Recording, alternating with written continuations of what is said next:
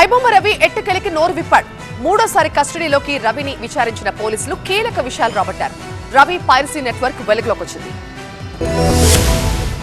ఐబొమ్మ రవిపై మొత్తం 5 కేసులు నమోదు కాగా వాటిలో 4 కేసుల్లో ప్రశ్నించేందుకు కోర్టు గ్రీన్ సిగ్నల్ ఇచ్చింది. ఒక్కో కేసుకు 3 రోజుల చొప్పున మొత్తం 12 రోజులు కస్టడీలో ఉంచి విచారించేందుకు అనుమతిచ్చింది.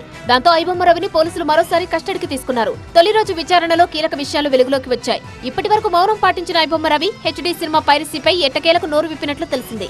సినిమాల డిజిటల్ ప్రసారానికి ఉపయోగించే క్యూబ్ నెట్వర్క్ ను సైతం రవి హ్యాక్ చేసినట్టు విచారణలో తేలింది. శాటిలైట్ లింక్ ను వినియోగించి హెచ్డీ ఫార్మాట్ లో సినిమాలను రికార్డ్ చేసినట్టు గుర్తించారు. ఈ పైరసీ కంటెంట్ ను టెలిగ్రామ్ ఛానళ్ల ద్వారా విక్రయించిన ఐబొమ్మ రవి ఒక్కో లింకు $100 నుంచి $300 వరకు వసూలు చేసినట్టు పోలీసులు గుర్తించారు. Hit, Thandel, Kishkindhapuri, hit 3, OG సహా మరికొన్ని సినిమాలను కూడా శాటిలైట్ లింక్ ద్వారానే పైరసీ చేసినట్టు ఆధారాలు లభించాయి.